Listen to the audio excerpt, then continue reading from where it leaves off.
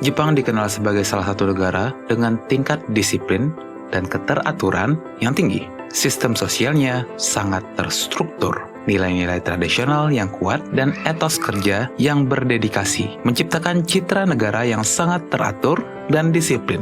Namun, di balik citra tersebut muncul subkultur yang menonjolkan kebebasan berekspresi dan pemberontakan terhadap norma-norma sosial, yaitu J-Punk.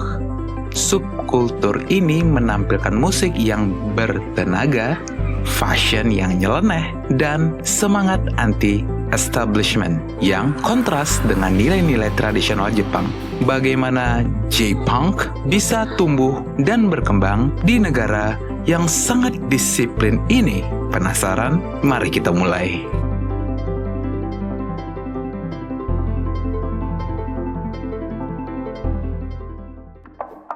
Latar belakang. Sejarah subkultur punk di Jepang berawal dari pengaruh musik punk barat pada akhir tahun 1970-an. Saat itu, musisi-musisi Jepang mulai mengadopsi elemen-elemen punk yang diusung oleh band-band seperti The Ramones, Sex Pistols, dan The Clash. Namun, J-Punk bukan sekadar tiruan dari punk barat. Ia berkembang menjadi entitas yang unik dengan karakteristik budaya Jepang yang khas. Untuk memahami bagaimana J-Punk bisa berkembang di Jepang yang terkenal sangat disiplin, kita perlu melihat lebih dalam pada dinamika sosial dan budaya Jepang. Kontras kultur sebagai pelepasan diri. Meskipun Jepang dikenal sangat disiplin, struktur sosial yang kaku dan tekanan untuk mematuhi norma-norma sosial dapat menimbulkan kebutuhan untuk melarikan diri dan mengekspresikan diri dengan bebas.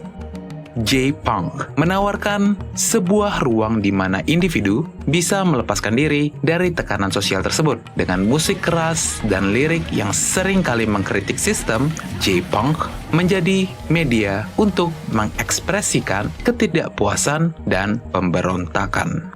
Seperti yang ditulis oleh Ian Condry dalam bukunya Hip Hop Japan, Rap, and the Paths of Cultural Globalizations, subkultur seringkali tumbuh sebagai respons terhadap keterbatasan dan tekanan sosial yang dirasakan oleh individu. Dalam konteks Jepang, punk menjadi salah satu cara untuk mengekspresikan pemberontakan terhadap norma-norma sosial yang ketat. Condry, 2006.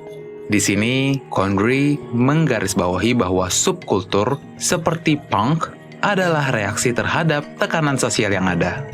Band-band seperti The Stalin dan GISM adalah contoh bagaimana musik punk di Jepang digunakan sebagai media untuk menyuarakan ketidakpuasan terhadap kondisi sosial dan politik.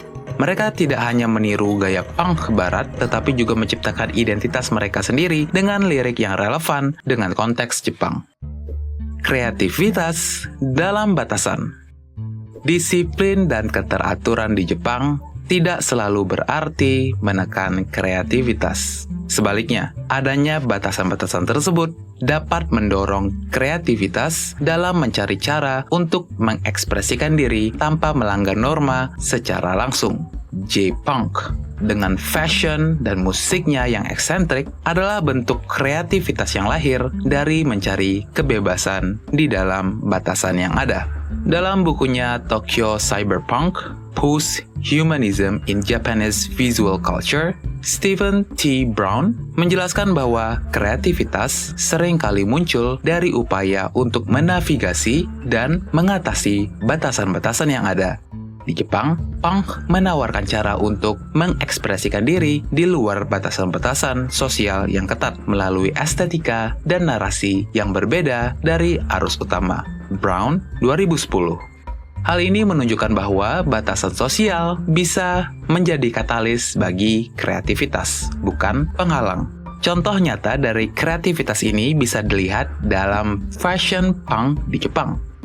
Fashion punk Jepang seringkali mencampurkan elemen-elemen tradisional dengan gaya modern yang eksentrik.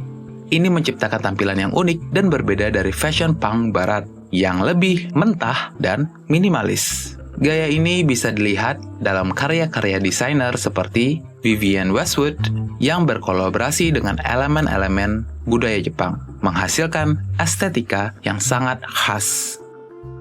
Adaptasi dan asimilasi budaya.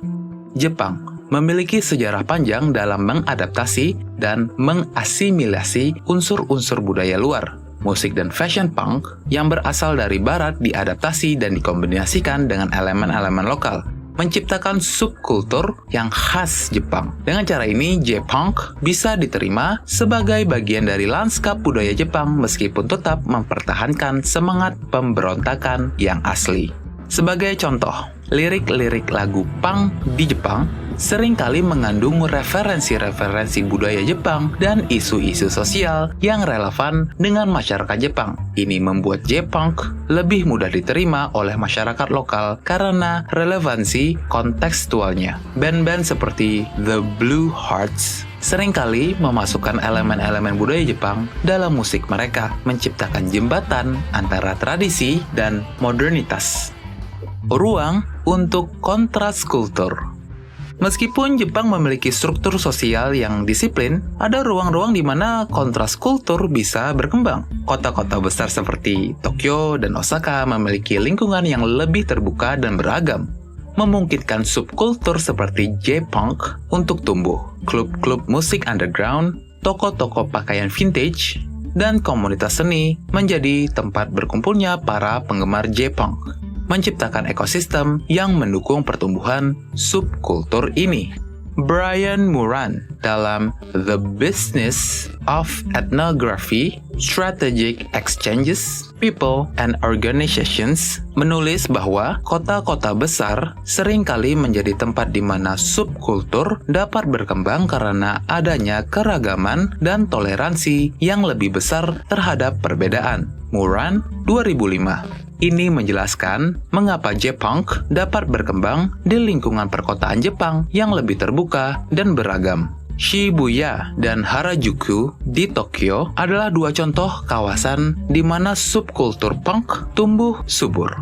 Kawasan ini dikenal sebagai pusat fashion dan budaya anak muda yang dinamis, di mana berbagai subkultur bisa berinteraksi dan berkembang. Klub-klub musik seperti Shinjuku Love dan Shelter menjadi tempat penting bagi band-band punk untuk tampil dan membangun basis penggemar mereka. Pengaruh globalisasi. Globalisasi memainkan peran penting dalam penyebaran dan perkembangan J-Punk. Dengan kemajuan teknologi dan akses yang lebih mudah ke musik dan budaya luar, generasi muda Jepang dapat dengan cepat mengadopsi dan mengadaptasi tren global. Internet memungkinkan mereka untuk mengakses fashion dan ideologi punk dari seluruh dunia yang kemudian diadaptasi ke dalam konteks lokal. Sebagaimana yang dijelaskan oleh Koichi Iwabuchi dalam bukunya Recentering Globalizations, Popular Culture and Japanese Transnationalism. Globalisasi memungkinkan pertukaran budaya yang lebih cepat dan lebih luas, menciptakan peluang bagi subkultur seperti J-Punk untuk berkembang melalui pengaruh lintas budaya. Iwabuchi, 2002. Ini menunjukkan bagaimana globalisasi membuka pintu bagi pertumbuhan subkultur global di dalam konteks lokal. Perlawanan terhadap homogenitas. Jepang seringkali digambarkan sebagai masyarakat yang homogen dengan tekanan yang kuat untuk konformitas. Namun, subkultur seperti J-Punk menunjukkan bahwa ada elemen-elemen dalam masyarakat Jepang yang menolak homogenitas ini. J-Punk menawarkan alternatif bagi mereka yang merasa tertekan oleh norma-norma sosial yang ketat dan ingin mengekspresikan identitas mereka dengan cara yang berbeda. Seperti yang diungkapkan oleh Sharon Kinsella dalam adult manga Culture and Power in Contemporary Japanese Society, subkultur muncul sebagai bentuk perlawanan terhadap homogenitas dan konformitas sosial. menawarkan ruang bagi individu untuk mengekspresikan identitas yang berbeda. Kinsella 2000.